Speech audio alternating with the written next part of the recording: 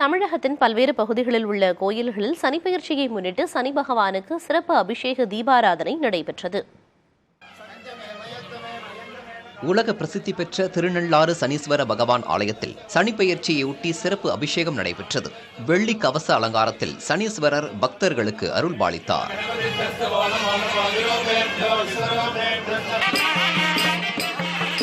இதில் தருமபுர ஆதீனம் ஸ்ரீலஸ்ரீ மாசிலாமணி தேசிக பரமாச்சாரிய சுவாமிகள் உள்ளிட்ட ஏராளமான பக்தர்கள் கலந்து கொண்டு சுவாமி தரிசனம் செய்தனர்.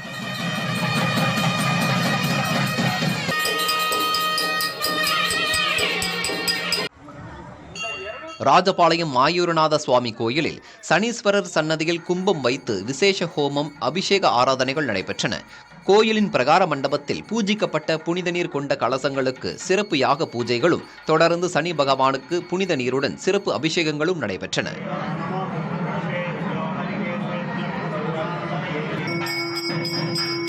நாகை நீலாயதாட்சி அம்மன் ஆலயத்தில் நடைபெற்ற சனிப்பெயர்ச்சி விழாவில் யாகம் மற்றும் ஹோமத்தில் திரளான பக்தர்கள் பங்கேற்று பரிகாரம் செய்து சனீஸ்வர பகவானை மனமுருக பிரார்த்தனை செய்தனர்.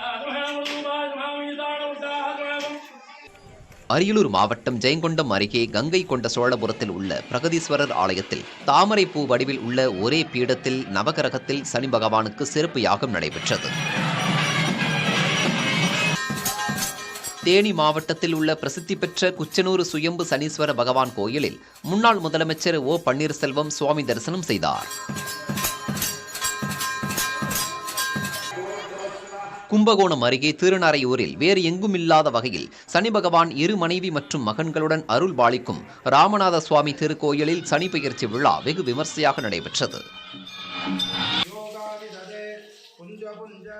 இதேபோல் மருதூர் மஞ்சக்கண்ணி சோமநாதர் கோயில், ஸ்ரீ ஜேஷ்டாதேவி சமேத சனீஸ்வர பகவான், குச்சனூர் சனீஸ்வரர் பகவான் கோயில், படித்துறை விஸ்வநாதர் கோயில் உள்ளிட்ட பல்வேறு சனி பகவான் ஆலயங்களில் சனிப்பெயர்ச்சி சிறப்பு பூஜைகள் விமர்சையாக நடைபெற்றன.